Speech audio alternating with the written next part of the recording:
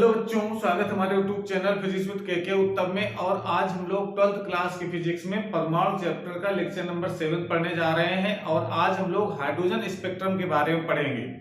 ये एक ऐसा टॉपिक है जो पिछले वाले लेक्चर से रिलेटेड है। और पिछले वाले लेक्चर हम लोगों ने पढ़ा था कि संक्रमण कितने प्रकार का होता है, और उसमें पढ़ा था हम लोगों ने कि संक्रमण दो प्रकार से संभव है। एक अवशोषण संक्रमण, जब परमाणु में इलेक्ट्रॉन को ऊर्जा मिलती है तो वो निम्नतम ऊर्जा स्तर से किसी उच्च ऊर्जा स्तर में चला जाता है, इसको हम लोग कहते हैं अवशोषण संक्रमण। और जब उच्च ऊर्जा स्तर में चला जाता है तो वहां केवल 10⁻⁸ सेकंड रुकने के बाद वापस लौटता है। जो वापस लौटेगा तो ऊर्जा का उत्सर्जन करता है, तो वो जो संक्रमण होता है उसको हम लोग कहते हैं उत्सर्जन संक्रमण। तो ये उत्सर्जन संक्रमण का ही पार्ट है हाइड्रोजन स्पेक्ट्रम। जैसा कि हम लोग जानते हैं कि परमाणु, हाइड्रोजन परमाणु की बात करेंगे, हाइड्रोजन परमाणु में केवल एक इलेक्ट्रॉन होता है, ये आप सब लोग जानते हैं। जब एक इलेक्ट्रॉन होता है तो जब स्पेक्ट्रम प्राप्त किया गया उत्सर्जन स्पेक्ट्रम, हाइड्रोजन स्पेक्ट्रम कौन सा स्पेक्ट्रम है? उत्सर्जन स्पेक्ट्रम होता है कि जब कोई इलेक्ट्रॉन ऊंची कक्षा से नीची कक्षा में लौटता है तो ऊर्जा का उत्सर्जन करते हुए लौटता है, तो उस ऊर्जा का जो स्पेक्ट्रम बनाया जाए स्पेक्ट्रोमीटर में, तो उसमें क्या हमको दिखाई पड़ता है। तो जब हाइड्रोजन परमाणु में एक इलेक्ट्रॉन होता है तो उसमें एक इलेक्ट्रॉन होने के बावजूद उसमें बहुत सारी हमको चमकीली रेखाएं दिखाई पड़ती हैं। इसको हम लाइन स्पेक्ट्रम, जिसको हम लोग कहते हैं लाइन स्पेक्ट्रम प्राप्त होता है, रेखीय स्पेक्ट्रम प्राप्त होता है। तो इसको सर्वप्रथम, इस स्पेक्ट्रम का सर्वप्रथम जो अध्ययन किया था वो किया था बामर ने। बामर वैज्ञानिक थे, उन्होंने सर्वप्रथम हाइड्रोजन स्पेक्ट्रम का अध्ययन किया था सन 1885 ईस्वी में। और उन्होंने देखा कि जो रेखाएं दिखाई पड़ रही थी हाइड्रोजन स्पेक्ट्रम में, वो एक दृश्य जो रेखाएं थी उनकी जो तरंगदैर्घ्य थी रेखाओं की, उन रेखाओं की तरंगदैर्घ्य की जो रेंज थी वो दृश्य प्रकाश की रेंज में थी, यानी 4000 से लेकर के 7800 एंगस्ट्रॉम के बीच में थी। इसलिए ये कहा जाता है कि ये जो रेखाएं जो प्राप्त होती है हाइड्रोजन स्पेक्ट्रम में, वो एक दृश्य भाग में प्राप्त होती है स्पेक्ट्रम के। और दृश्य भाग जो विबग्योर वाला जो रेंज होती है उसको दृश्य भाग कहते हैं। उसी रेंज में थी तरंगों की तरंगदैर्घ्य। तो उस दृश्य भाग में अनेक प्रकार की ये चमकीली रेखाएं दिखाई पड़ी। जब स्पेक्ट्रम बनाया गया तो उसमें क्या हुआ कि बहुत सारी चमकीली रेखाएं, 1 2 3 नहीं, ये कह सकते अनंत कह सकते हैं, उनकी संख्या बहुत ज्यादा थी। इस प्रकार से ऐसे करके बहुत सारी चमकीली रेखाएं दिखाई पड़ी। और उन रेखाओं का उन्होंने नाम भी रख दिया। इन रेखाओं के निश्चित तरंगदैर्घ्य थी, और निश्चित तरंगदैर्घ्य के साथ साथ में इनके नाम भी रख दिए गए। इस वाली रेखा को कहा गया H alpha, H beta, H gamma, H delta, ऐसे करके नाम रखते चले गए। और लास्ट जो अनंत में जो बहुत दूर थी रेखा, उसका नाम एच इनफिनिट तक ये नाम रख दिए उन्होंने। और हर रेखा की तरंगदैर्घ्य उन्होंने निश्चित कर रखी है। उसका फार्मूला हम लोग निकालेंगे अभी कि किस रेखा की कौन सी तरंगदैर्घ्य होती है और कैसे ज्ञात करते हैं। और इसकी विशेषता और थी कि इन रेखाओं की जो चमक थी एक सिरे से दूसरे सिरे की, मतलब ये जो एच अल्फा थी उसकी चमक तो बहुत ज्यादा थी, जैसे जैसे इससे दूर जाएंगे वैसे उसकी चमक भी घटती जाती थी और उनके बीच की दूरी भी घटती जाती थी। ऐसी तरीके की रेखाएं सबसे पहले बामर ने देखी। और ये कहां पर देखी है? दृश्य भाग में।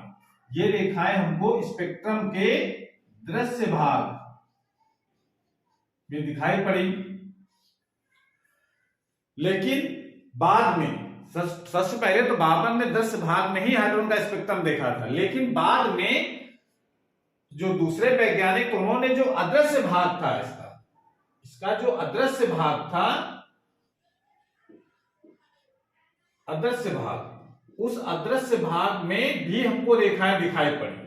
और वो अलग अलग वैज्ञानिकों ने उन रेखाओं को देखा है, इसलिए उनके नाम भी अलग रखे गए। जैसे ये जो रेखाओं की जो सीरीज जो दिख रही है हमको बोर्ड में, जो बामर ने देखी सबसे पहले, इसलिए इनको कहा जाता है बामर श्रेणी कहते हैं। इन रेखाओं का जो ग्रुप है उनको बामर श्रेणी कहा जाता है, क्योंकि बामर ने सबसे पहले इनको देखा था। तो सबसे पहले बामर श्रेणी देखी गई। क्वेश्चन एग्जाम पूछा जाता है कि जो बामर श्रेणी है वो स्पेक्ट्रम किस भाग में पाई जाती है, तो आपका आंसर देंगे स्पेक्ट्रम के दृश्य भाग में, अदृश्य क्षेत्र में पाई जाती है ये। और अदृश्य जो भाग हुआ, अदृश्य भाग में दो पार्ट और हो जाते हैं, एक पराबैंगनी क्षेत्र और एक होता है अवरक्त क्षेत्र। तो पराबैंगनी भाग में, अदृश्य भाग में दो पार्ट हो गए, एक पार्ट हो गया पराबैंगनी भाग, पराबैंगनी, और एक हो गया अवरक्त, अवरक्त भाग। पराबैंगनी भाग और अवरक्त भाग, इसमें एक रेखा देखी लाइनमन है, तो इनको लाइनमन श्रेणी कहा गया। यानी लाइनमन श्रेणी, बहुत सारी रेखाएं दिखाई पड़े तो उनका ग्रुप हो गया, वो लाइनमन श्रेणी कहलाता है। ये किस भाग में दिखाई पड़ते हैं? वो स्पेक्ट्रम के पराबैंगनी भाग में। और अवरक्त भाग में हमको तीन रेखाएं दिखाई पड़ी, आसन, आसन श्रेणी, ब्रैकेट श्रेणी,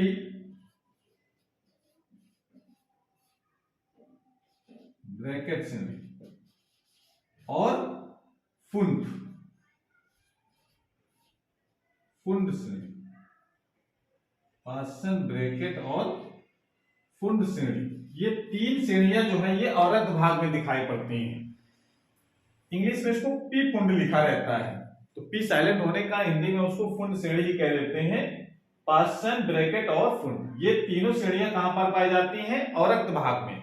और पराबैंगनी भाग में पाई जाती है लाइनमन श्रेणी, दृश्य भाग में पाई जाती है बामन श्रेणी। इस प्रकार से कुल मिलाकर के इस हाइड्रोजन स्पेक्ट्रम में 5 हमको रेखाओं की श्रेणी प्राप्त होती है, लाइनमन, बामन, पासन, ब्रैकेट और फुंड। इन रेखाओं का अध्ययन अगर करना है तो इसके लिए हम चलते हैं, इसके जरा हाइड्रोजन का जो ऊर्जा स्तर है उसकी जरा बात कर लें। तो इसको नोट कर लीजिए, उसके बाद हम लोग बात करेंगे कि हाइड्रोजन में जो ऊर्जा स्तर होते हैं उनकी ऊर्जा कितनी होती है, और जब एक ऊर्जा स्तर से दूसरे ऊर्जा स्तर में जाता है तो कितनी ऊर्जा का उत्सर्जन करेगा। ठीक है, इसको नोट कर ले। तो हाइड्रोजन परमाणु में एक इलेक्ट्रॉन होता है, और एक इलेक्ट्रॉन जो होता है वो हमेशा कौन सा रहेगा? पहली कक्षा में रहेगा, जिसको हम लोग ऊर्जा स्तर कहते हैं। तो पहली ऊर्जा स्तर में, पहली ऊर्जा स्तर, दूसरी ऊर्जा स्तर, ऐसे बहुत सारे ऊर्जा स्तर होते हैं। पहले ये बात करते हैं, अगर ये हाइड्रोजन परमाणु हो गया जिसका नाभिक हो गया ये, और इसमें पहला ऊर्जा स्तर, दूसरा ऊर्जा स्तर, तीसरा ऊर्जा स्तर, ऐसे करके बहुत सारे ऊर्जा स्तर होते हैं। और करते करते लास्ट वाले को हम लोग कहते हैं कि ये अनंत दूरी पर, एक दूसरा अनंत दूरी पर है, जहां पर जाने के बाद इलेक्ट्रॉन कैसा हो जाता है? एकदम मुक्त हो जाता है, फ्री। और इलेक्ट्रॉन होगा कहां पर? सबसे पहले पहली कक्षा में रहेगा। ये तो हमारा नाभिक है, और एक ही इलेक्ट्रॉन होता है हाइड्रोजन में, तो ये एक यहां पर होगा। जब ऊर्जा मिलेगी तो किसी ऊर्जा स्तर में जा सकता है, यहां से यहां जा सकता है, या यहां से यहां जा सकता है, यहां से यहां जा सकता है। बहुत ज्यादा चला जाएगा तो अनंत पर अगर चला जाएगा तो कहा जाएगा परमाणु आयनित तो हो गया है। ठीक है, तो ये ऐसे ऊर्जा स्तर होता है। तो उसको हम लोग फिलहाल अभी इन श्रेणियों का अध्ययन करने के लिए हम एक फार्मूला बनाएंगे। तो उसके लिए हम ये मानते हैं कि इसमें दो ऊर्जा स्तर हो गए हाइड्रोजन परमाणु में, एक ऊर्जा स्तर और दूसरा ऊर्जा स्तर। यानी ये आपका न्यूनतम ऊर्जा स्तर हो गया, जिसको हम लोग लिख रहे हैं N1 और इसको लिख रहे हैं N2। इस ऊर्जा स्तर की ऊर्जा मान लेते हैं E1 है, इसकी ऊर्जा मान लेते हैं E2 है। परमाणु में इलेक्ट्रॉन हम मान लेते हैं उत्तेजित होकर के इस ऊर्जा स्तर पहुंच गया है, यहां पर इलेक्ट्रॉन है, और जब इस जो वापस लौटता है तो ऊर्जा का उत्सर्जन करते हुए लौटता है, यहाँ ये ऊर्जा बाहर निकलती है, इस फॉर्म में निकलती है फोटॉनों के रूप में। तो अगर हम ये ऐसा मान चलते हैं, ये ऊर्जा ऐसा जो सर्कुलर दिखाए थे हमने यहाँ पर एक लाइन द्वारा दिखा दी है, और इनकी ऊर्जा हमने मान ली है अभी, एक की ऊर्जा है E1, दूसरे की ऊर्जा है E2, और ऊर्जा स्तर 1 2 3 लेकर के दो ऊर्जा स्तर माने हमने, एक माना है N1 और दूसरा माना है N2। तो दो ऊर्जा स्तर हो गए। जब ये यहां से यहां लौटेगा तो ऊर्जा का उत्सर्जन करता हुआ लौटता है। तो ये जानते हैं किसी भी परमाणु में जो ऊर्जा होती है, किसी भी परमाणु में किसी कक्षा की जो ऊर्जा होती है उसका फार्मूला हम लोग याद कर रखा है और ये इसका डेरिवेशन भी हम लोगों ने किया है। E बराबर होता है minus R H C Z square upon N square, ये फॉर्मूला होता है। अब हाइड्रोजन परमाणु की अगर बात कर रहे हैं तो हाइड्रोजन परमाणु के लिए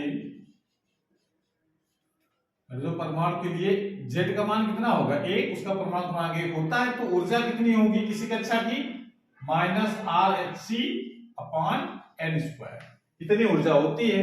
ये एक जनरल फार्मूला हमने निकाल लिया।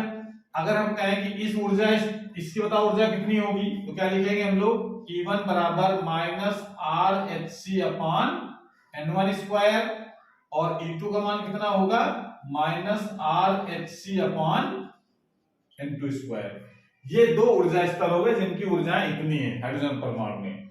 जब, और ये पता होना चाहिए, R क्या होता है, रिडबर्ग नियतांक, H होता है प्लांक नियतांक, C होता है निर्वात प्रकाश का वेग, और H जो N है, N1 है, वो है कक्ष संख्या। तो N1 ये कोई कक्ष संख्या है और N2 ये वाली कोई कक्ष संख्या, दो कक्ष संख्याएं हमने यहाँ पर लेकर चल रहे हैं। अगर इलेक्ट्रॉन ऊंची कक्षा से नीची कक्षा में लौटता है तो ऊर्जा का उत्सर्जन करता है, तो कितनी ऊर्जा बाहर निकालेगा, यानी जो ऊर्जा जो निकलेगी वो निकलेगी एच न्यू, और उसका मान किसके बराबर होगा, इन दोनों ऊर्जा स्तरों के ऊर्जाओं के अंतर के बराबर। तो इसका मतलब कह सकते हैं E2 माइनस E1, ये हो सकता है। इसमें E1 E2 की जरा मान लगाओ, तो ये हो जाएगा E2 का मान कितना है, minus R H C upon N2 square, minus E1 E2 value रखना है यहाँ पर, और ये माइनस, तो माइनस होने की वजह से ये प्लस हो जाएगा, पहले से E1 का मान प्लस में है तो हो जाएगा माइनस रखेंगे तो प्लस हो गया, R H C upon N2 square, N1 square हो गया, और ये बराबर किसके रहेगा, एच न्यू के, एच न्यू बराबर हो जाता है। यहां से जरा आर एच सी आपको कॉमन लेना है, आर एच सी कॉमन ले लीजिए, तो नंबर क्या बचेगा, 1 upon N1 square minus 1 upon N2 square is equal to बचेगा एच न्यू, ये बच जाएगा। एच न्यू का मान कैसे निकाल सकते हैं हम लोग, आर एच सी, और यहां पर लिख सकते हैं 1 upon N1 square minus 1 upon N2 square is equal to H nu, जहां लिखा एच की जगह एच न्यू जगह लिख सकते हैं सी अपॉन लैम्डा, तो यहां से सी से सी कैंसिल हो जाएगा और एच से एच भी कैंसिल हो जाएगा। क्या बचेगा, फार्मूला बचा हमारे पास, सो नोट कर लीजिए, 1 upon lambda is equal to जो आ जाता है वो बचा हमारे पास r ब्रैकेट में 1 upon N1 square minus 1 upon N2 square. ये जो फार्मूला निकल करके आया है, इस फार्मूले को आपको याद रखना है। इसकी मदद से ही हम लोग जो 5 श्रेणियां प्राप्त हो रही है हाइड्रोजन स्पेक्ट्रम में, लाइमन, बार्मार, पास्सन, ब्रैकेट, पुंड, उन 5 श्रेणियों की व्याख्या हम लोग इस वाले फार्मूले से करते हैं, किस श्रेणी की कितनी तरंगदैर्घ्य होती है। N1 क्या है, ध्यान रखना, N1 क्या होता है, जिस ऊर्जा स्तर में इलेक्ट्रॉन आता है वो N1 है। N2 का मतलब जिस ऊर्जा स्तर से आता है, जिस ऊर्जा स्तर में आता है वो N1 है, जिस ऊर्जा स्तर से आता है वो N2 है। तो अब चूंकि ऊर्जा स्तर तो एक तो दो होते नहीं है, बहुत सारे ऊर्जा स्तर होते हैं, तो जरा एक एक करके हम इसका अध्ययन करेंगे, ठीक है। इस फार्मूले को याद रखिए, तब बात करते हैं हम लोग।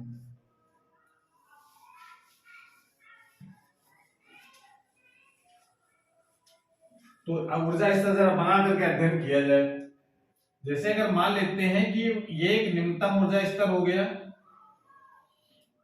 उसके बाद एक दूसरा ऊर्जा स्तर, उसके ऊपर एक और, थोड़ी लंबी लाइन खींचो, इससे बहुत सारी रेखाएं से बनानी है, और तीसरा, चौथा, पांचवा, छठवां, सातवां, आठवां, ऐसे करके ये बहुत सारे ऊर्जा स्तर हैं, और लास्ट में ये हो जाता है अनंत। वाला हो गया। जैसे इसको हम लिख सकते हैं, ये n इक्वल टू 1 है, ये n इक्वल टू 2 है, ये n इक्वल टू 3 है, n equal to 4, n equal to 5, n equal to 6, n equal to 7, n equal to 8, ऐसे करके ये n इक्वल टू हो जाएगा इनफाइनाइट।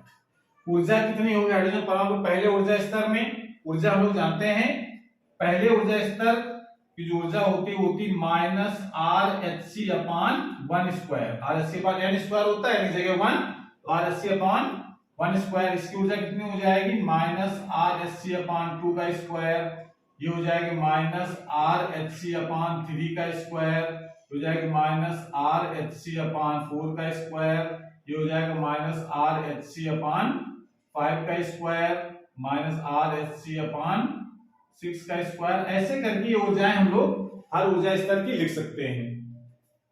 तो सबसे पहले बात करते हैं हम लोग लाइमन श्रेणी की।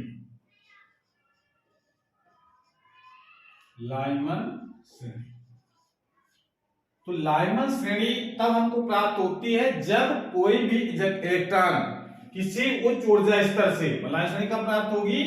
जब इलेक्ट्रॉन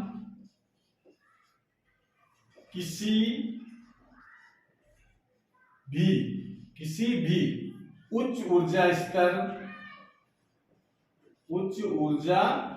स्तर से निम्नतम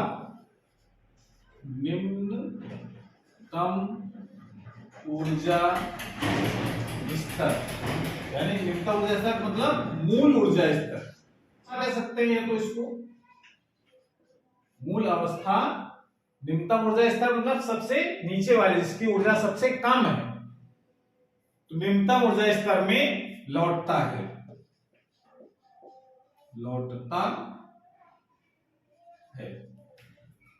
ये कंडीशन लाइमन श्रेणी तब हमको प्राप्त होती है जब इलेक्ट्रॉन किसी भी उच्च ऊर्जा स्तर से निम्नतम ऊर्जा स्तर यानी मूल अवस्था में लौटता है तब। यानी कह सकते हैं कि ये जो N1 है इसका मान तो 1 होगा, इसका मतलब तो ये हुआ, अर्थात N1 का जो मान है वो 1 के बराबर होगा, और N2 का जो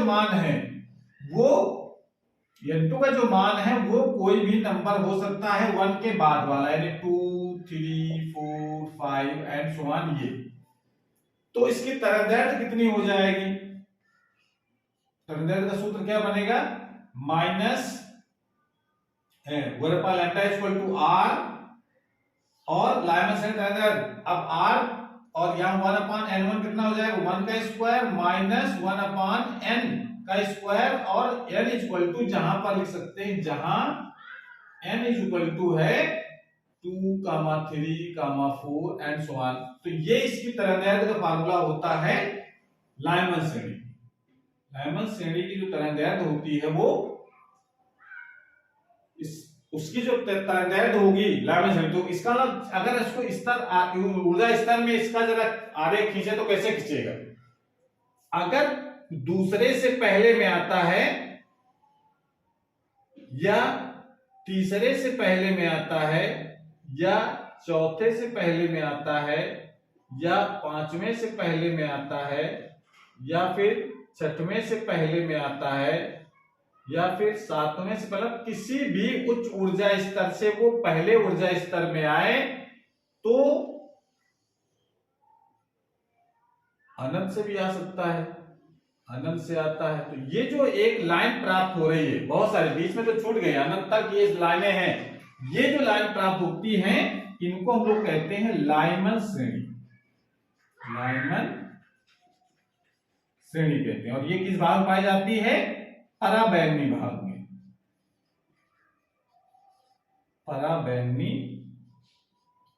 पराबैंगनी भाग में होती है लाइमन श्रेणी। यानी N2 से जो N2 N=2 से दूसरे से पहले में आए, ये सीरीज, ये लाइन जो प्राप्त हो रही है उसकी तरंगदैर्घ्य अगर निकालना है तो हम लोग इस वाले फार्मूले से निकाल सकते हैं। इस वाले फॉर्मूले n की वैल्यू आपको चेंज करनी है। ये 1 तो रख दिया पहले से हम लोगों ने, n की जगह 2 रखेंगे, पहली लाइन आ जाएगी, 2 रखेंगे दूसरी लाइन आ जाएगी, 3 रखोगे तीसरी लाइन आ जाएगी, 4 रखोगे चौथी लाइन आ जाएगी। ऐसे करके लास्ट में अनंत वाली जो लाइन होगी उसको सीमा रेखा कहेंगे। ये लास्ट वाली लाइन है, तो n इक्वल टू अनंत रख देंगे, तो यानी n इक्वल टू अनंत रख देंगे तो हमको लास्ट वाली n इसको कहते हैं सीमा रेखा। इसको जरा नोट कर लो, पहले इतनी बात को नोट कर लिया। तो चलिए अच्छा, इसको लाइनर श्रेणी की बात तो ये हो गई। उसके बाद फिर जरा दूसरे श्रेणी की बात करते हैं हम लोग। नंबर 2 बामर श्रेणी। इसी सुधार कर लिया जाए तो जल्दी से हो जाएगा, आपको समझना है केवल। बामर श्रेणी कब प्राप्त होती है? जब इलेक्ट्रॉन किसी भी उच्च ऊर्जा स्तर से दूसरे ऊर्जा स्तर में आता। पहले ऊर्जा स्तर, ये मतलब निम्नतम ऊर्जा स्तर मतलब पहले ऊर्जा स्तर में था, और अगर ये दूसरे ऊर्जा स्तर में आता है, दूसरे ऊर्जा स्तर में आता है, तो ये मूल अवस्था नहीं कहलाएगी।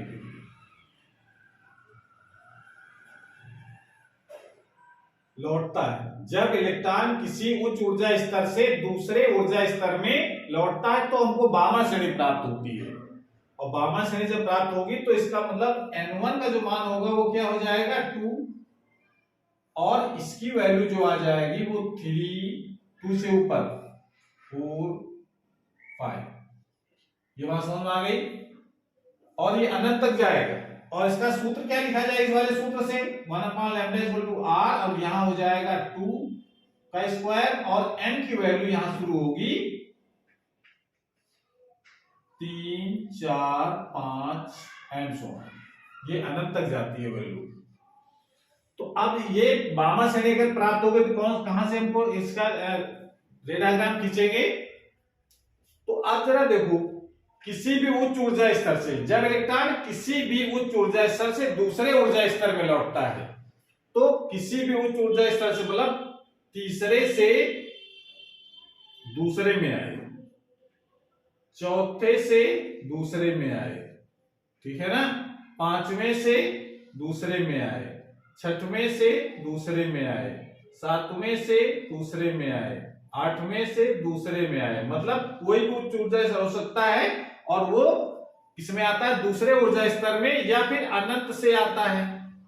ये लास्ट वाली लाइन हो गई। इसको हम लोग कहते हैं बामर श्रेणी। इन रेखाओं की जो श्रेणी प्राप्त हो क्या कहते हैं हम लोग? बामर श्रेणी। और बामर श्रेणी किस भाग में पाई जाती है? दृश्य भाग। स्पेक्ट्रम के दृश्य भाग में ये श्रेणी पाई जाती है, ठीक है। तो ये दूसरी वाली श्रेणी हो गई बामर श्रेणी। इनकी तरंगदैर्घ्य का भी हम एक्सप्रेशन हम लोग निकालेंगे। तो बामर श्रेणी हो गई, नोट कर लिया इसको। उसके बाद इसी में थोड़ा सुधार करते हैं हम लोग, 3 नंबर वाली भी हो जाएगी। बामर श्रेणी क्या हो जाएगा? पाश्चन श्रेणी। तो पाश्चन श्रेणी कब प्राप्त होती है? जब इलेक्ट्रॉन किसी भी उच्च ऊर्जा स्तर से तीसरे ऊर्जा स्तर में लौटता है। किसी भी उच्च ऊर्जा स्तर से तीसरे ऊर्जा स्तर में लौटता है तो हमको पाश्चन श्रेणी प्राप्त होती है। अर्थात जो n1 की जो वैल्यू आएगी, इस वाले मेन फार्मूला तुम्हारा ये, इसी से हमको सब श्रेणी को व्याख्या करनी है। n1 का मान क्या होना चाहिए? 3, और n1 3 होना चाहिए, और n2 जो है वो होना चाहिए 4 से। 4, 5, 6 ये होना चाहिए। समझ आ रहा है? तो फार्मूला क्या बन जाएगा? यहां पर हो जाएगा केवल 3, बाकी यहां पर ये हो जाएगा 4 से स्टार्ट होगा, 4, 5, 6, 7 ऐसे करके आएगा। तो ये हो जाएगी हमारी आसन श्रेणी की तरंगदैर्घ्य। और तो पासन श्रेणी तरंगदैर्घ्य तो फार्मूला निकाल लिया हम लोगों ने। अब जरा इसका जरा रे डायग्राम भी खींचें तो कैसे आएगा? किसी भी उच्च ऊर्जा स्तर से तीसरे ऊर्जा स्तर में जब आता है, ये किसी भी उच्च ऊर्जा स्तर मतलब उच्च का मतलब तीसरे से ज्यादा वाले से आए, तो तीसरे ज्यादा वाले में आए, ज्यादा वाले से आए तो दूसरे में तीसरे में आए, या फिर उसके ऊपर पांचवें वाले से तीसरे में आए, भाई चौथे से तीसरे में आ गया, पांचवें से, छठवें से तीसरे में आए, सातवें से तीसरे में आए, आठवें से तीसरे में आए, एंड सो ऑन और आता रहे, और लास्ट में अनंत से भी इसमें अगर आता है तो ये हमको प्राप्त होती है पाषाण श्रेणी। पाषाण श्रेणी, और ये किस भाग में पाई जाती है? औरक्त भाग में।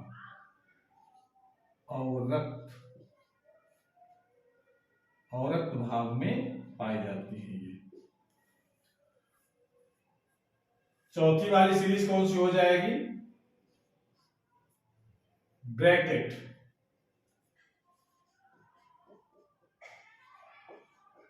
ब्रैकेट श्रेणी। तो ब्रैकेट श्रेणी का मतलब क्या हो गया? जब किसी भी उच्च ऊर्जा स्तर से चौथे ऊर्जा स्तर में आता है, चौथे ऊर्जा स्तर में आता है तो हमको ब्रैकेट श्रेणी प्राप्त होती है। तो चौथे में आएगा तो यहाँ का क्या हो जाएगा? 4 इस वाले भाग में, और इसमें 5 से शुरुआत होगी, 5, 6, 7 ऐसे करके ये आए।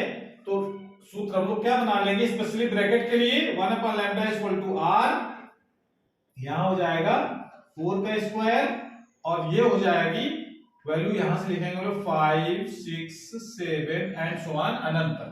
ये तरंगदैर्घ्य का फॉर्मूला निकाल लिया हम लोगों ने, ठीक है। अब इसको जरा इसमें इसका जो ऊर्जा स्तर आ रहा है खींचिए। तो अब कह रहा किसी भी उच्च ऊर्जा स्तर से चौथे ऊर्जा स्तर में लाना है, तो चौथे ऊर्जा स्तर में लाना है। इसके बाद पांचवें से चौथे में आए, छठवें से चौथे में आए, सातवें से चौथे में आए, आठवें से चौथे में आए, या फिर लास्ट में अनंत से भी चौथे में आए। तो ये जो सीरीज होती है इसको हम लोग कहते हैं ब्रैकेट। क्या कहते हैं हम लोग? ब्रैकेट श्रेणी। और ये भी औरत भाग में पाई जाती है।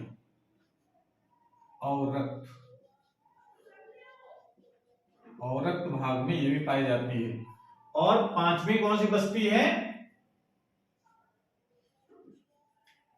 पी फुंड, या उसको फुंड लिखते हैं हिंदी में, फुंड श्रेणी।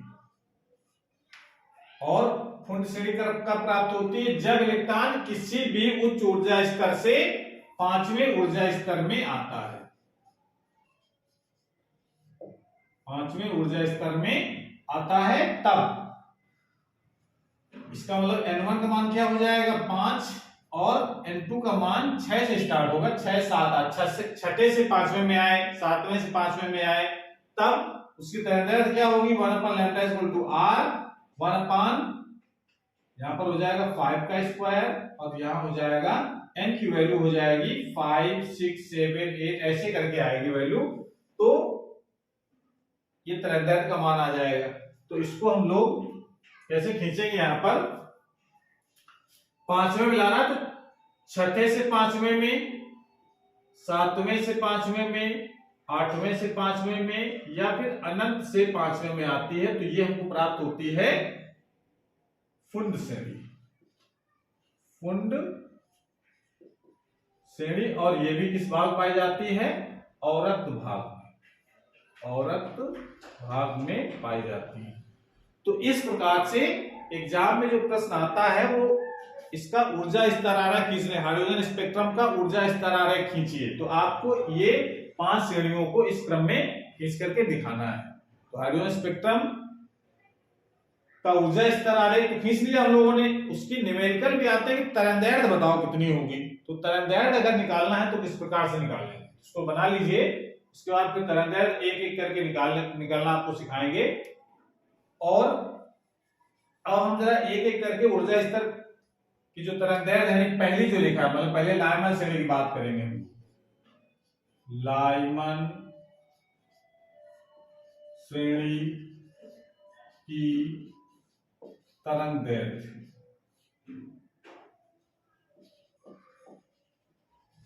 तरंगदैर्घ्य 1/λ वाले फॉर्मूला से निकालते हैं हम लोग। 1/λ = r, फॉर्मूला का तो लाइमन श्रेणी के लिए 1/1 का स्क्वायर - 1/n का स्क्वायर जहां पर n इक्वल टू हम लोग रखते हैं 2, 3, 4 एंड सो ऑन, ऐसे करके कोई वैल्यू रखी जाएगी। तो प्रथम रेखा की तरंग दैर्ध्य कितनी होगी? प्रथम रेखा की तरंग दैर्ध्य, प्रथम रेखा की तरंग दैर्ध्य अगर निकालना है तो n इक्वल टू कितना रखना पड़ेगा? 2, यानी दूसरे से पहले में आए तो पहली रेखा प्राप्त होगी।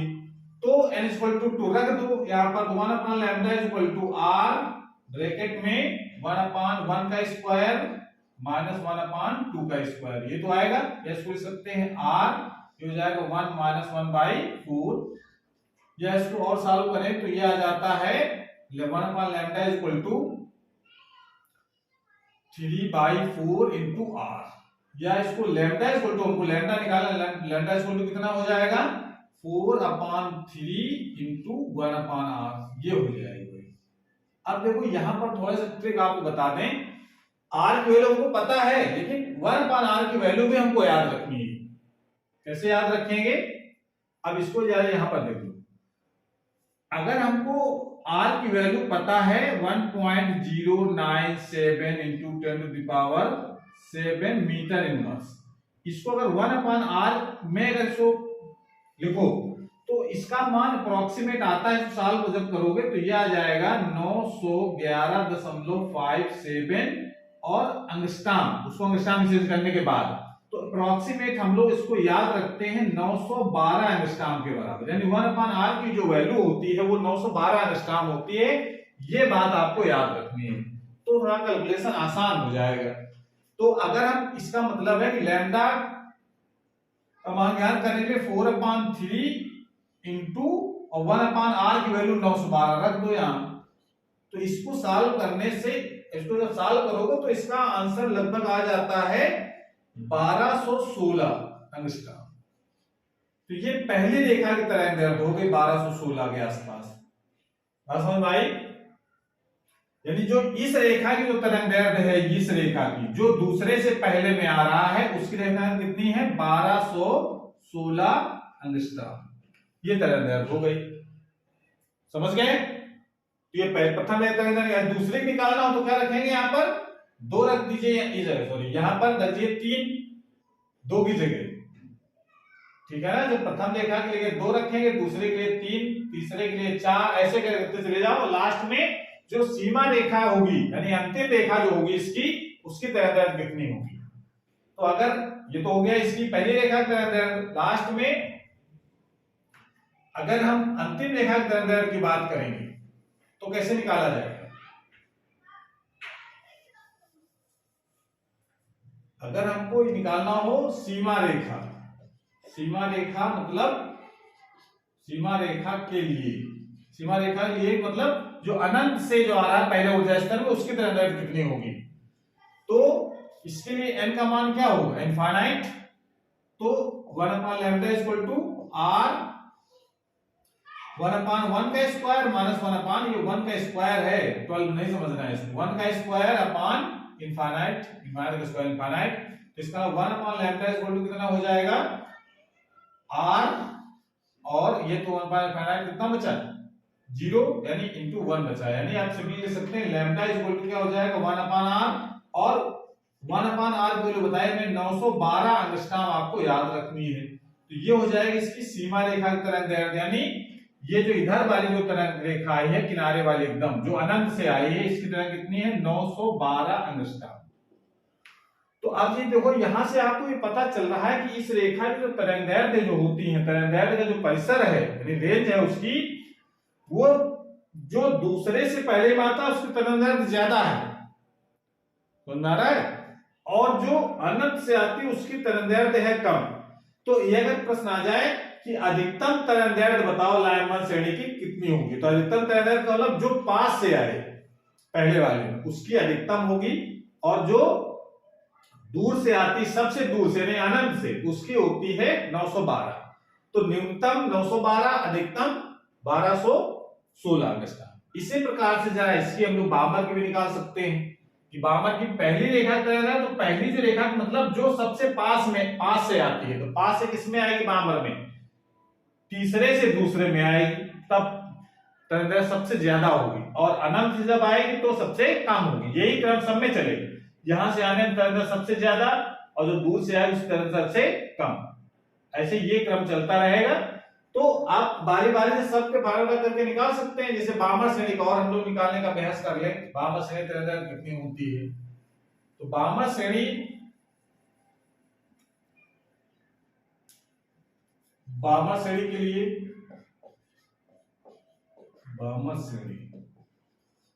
बामर श्रेणी की जो तरंगदैर्घ्य होती है वो होती है 1 lambda is equal to R, bracket में 1/2 का स्क्वायर माइनस 1/n का स्क्वायर, जहां n इज इक्वल टू होता है 3, 4, 5 एंड सो ऑन अनंत। ये n की वैल्यू रखते चले जाएंगे तो पहली रेखा, दूसरी रेखा, तीसरी रेखा ऐसे आ जाएगी। तो रखो जरा प्रथम रेखा के लिए कौन सी प्रथम रेखा, बामा श्रेणी प्रथम रेखा कौन सी होगी, ये वाली, यानी जो तीसरे से दूसरे में आएगी। प्रथम रेखा की तरंगदैर्घ्य के लिए n इक्वल टू क्या होना चाहिए, 3।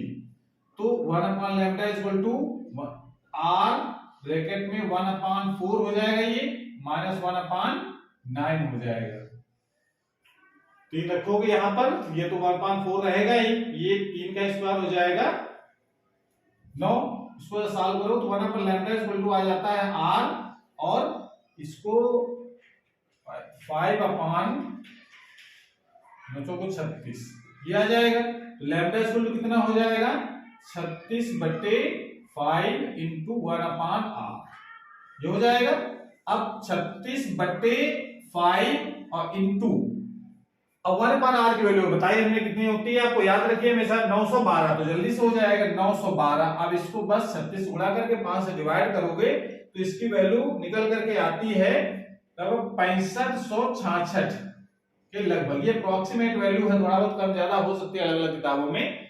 6566 साल करोगे तो 6566 के आसपास की तरंगदैर्घ्य आती है। तो ये सबसे अधिकतम तरंगदैर्घ्य जो होगी वो इस तरह इस रेखा की होगी। समझ में आ रहा है।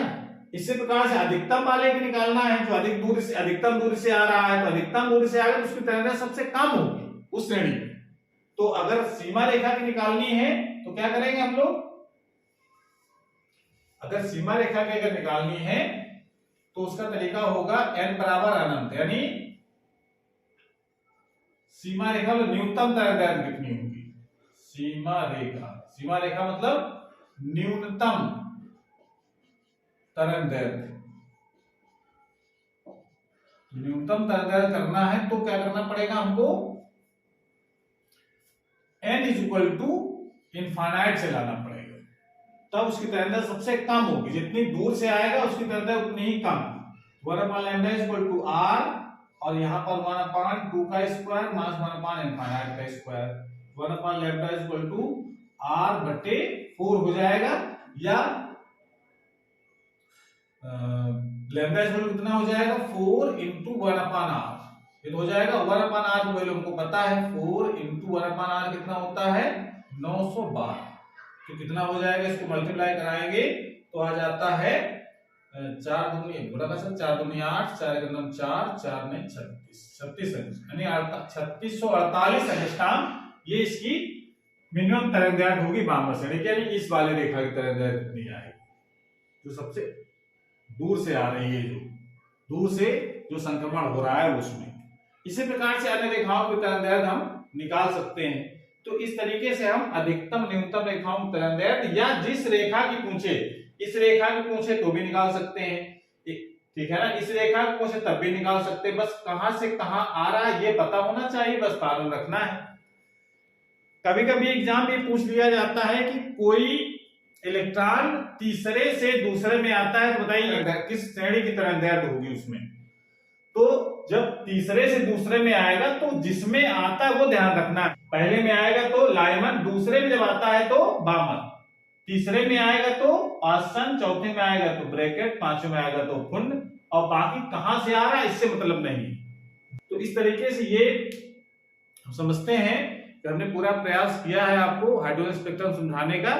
तो इसको अगर समझ में नहीं आया तो एक बार पुनः इस वीडियो को चला करके देख लीजिए, तो ये बिल्कुल स्पष्ट हो जाएगा हाइड्रोजन स्पेक्ट्रम क्या है और उसमें हम किस प्रकार से ऊर्जा स्तर आरेख खींचते हैं। तो आज क्लास हमारी पर समाप्त होती है। अगर ये वीडियो अच्छा लगा हो तो उसको लाइक करें, अपने दोस्तों को शेयर करें, और चैनल अभी तक सब्सक्राइब नहीं चैनल को सब्सक्राइब करें, जिससे नए जो अपलोड हो उसकी नोटिफिकेशन आपके पास सबसे पहले पहुंच जाए। पढ़ाई करते रहिए। Thank you.